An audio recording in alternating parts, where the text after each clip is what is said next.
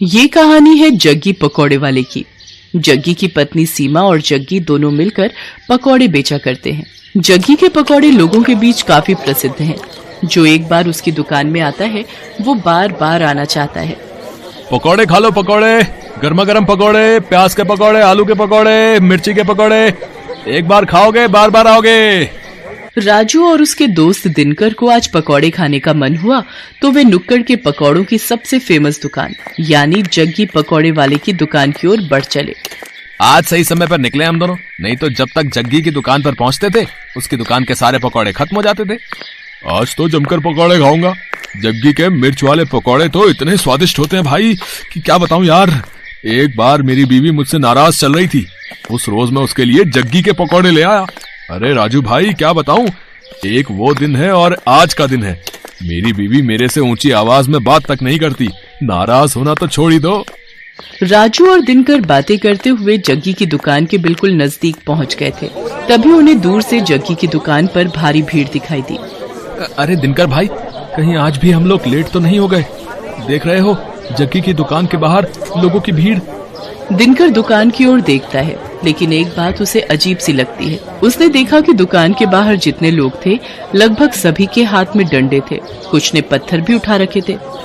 अरे राजू भाई, भीड़ तो दिख रही है, लेकिन भीड़ में लोगों ने डंडे और पत्थर क्यों उठा रखे हैं? कहीं कोई गड़बड़ है क्या? उन्हें कुछ समझ आता उससे पहले लोगों के जोर जोर से चिल्लाने की आवाज आने लगी और सभी गुस्से में कह रहे थे, मारो मारो मारो इसे, छोड़ना नहीं है, मार इसको, मार। उसके बाद दिनकर और राजू ने देखा कि वहाँ खड़ी भीड़ जग्गी को दुकान से खींचकर बाहर निकाल रही है। बाहर निकल, बाहर निकल, निकल। आज हम तुम्हें तुम्हारी हरकतों की वो सजा देंगे कि तू जिंदगी भर याद रखेगा। ये कहकर भीड़ में खड़े एक आदमी ने डंडे का जोर का प्रहार जग्गी पर किया। जग्गी दर्द से कराहने लगा। उसके बाद तो कई लोग डंडे से उसे मारने लगे। उसके सिर से खून निकलने लगा। वो लोगों के आगे हाथ जोड़कर माफी मांगने लगा। छोड़ दीजिए मुझे। तुम्हें छोड़ दूं? हैं? तुम्हारे जैसे बेशर्म पकौड़े वाले को छोड़ना मतलब तुम्हें गलत काम करने की छूट देना।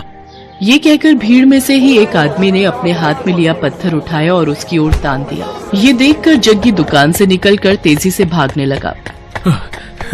ये लोग तो मेरी जान ही ले लेंगे, मुझे किसी भी तरह यहाँ से निकलना होगा।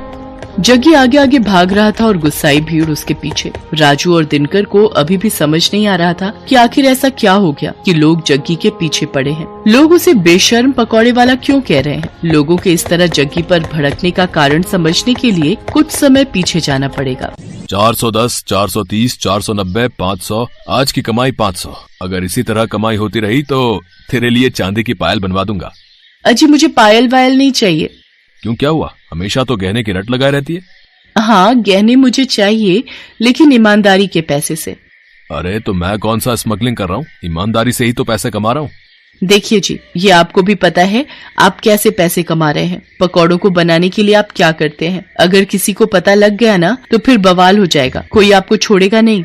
अरे तू चुपचाप रह, फालतू की बड़बड़ मत कर। मुझे जैसे बेचना है पकौड़े मैं वैसे ही बेचूंगा। जग्गी बहुत ही बेशर्म इंसान था।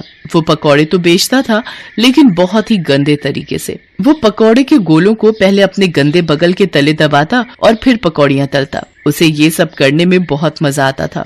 ये हो गए पकौड़े के गोले तैयार। अब इसे दबाता हूँ अपने गंदे बदबूदार बगल के तले। ये लो, ये दब गया। अब इसे डालता हूँ कढ़ाई में।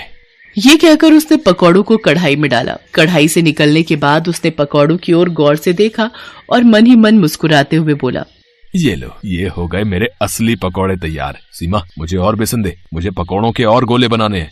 सीमा अपने पति को हर दिन ये गंदी हरकत करते देखती और उसे टोकती, लेकिन वो अपनी बेशर्मी से बाज नहीं आता था।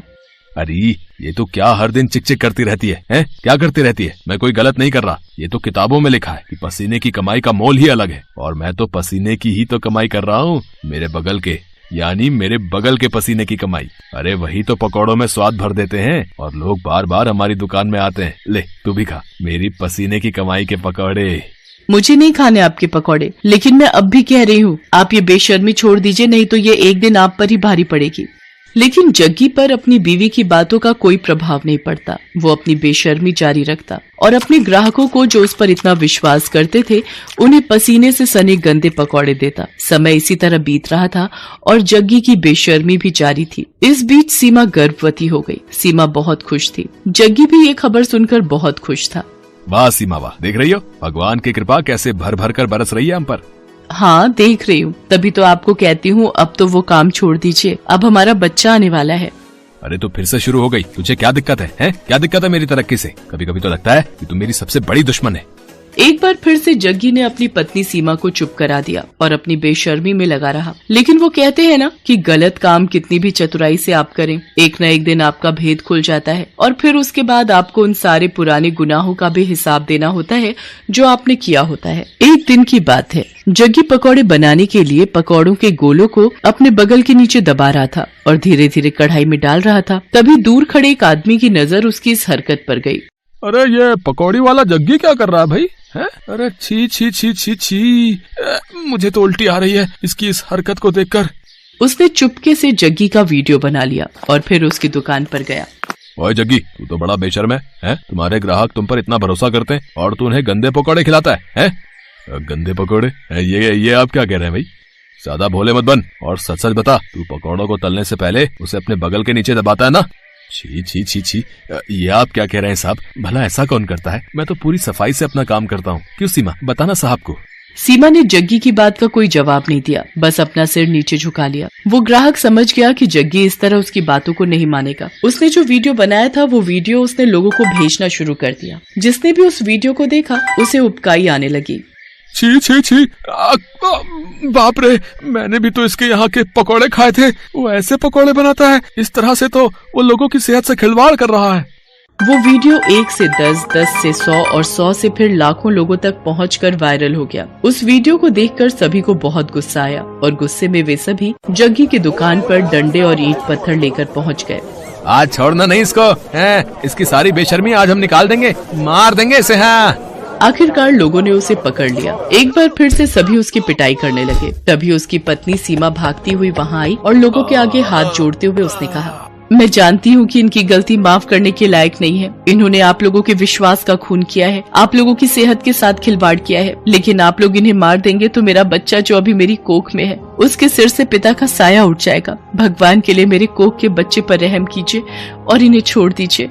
एक गर्भवती औरत की गिड़गिड़ाहट को सुनकर लोगों का दिल पसीज गया और उन्होंने इस वादे के साथ जग्गी की जान बख्शी कि भाई कान खोल के सुन लो, हम तुम्हें छोड़ तो रहे लेकिन अब कभी इस तरह और इस जगह पकौड़े ये नहीं बेचेगा, इसे ये जगह छोड़नी होगी।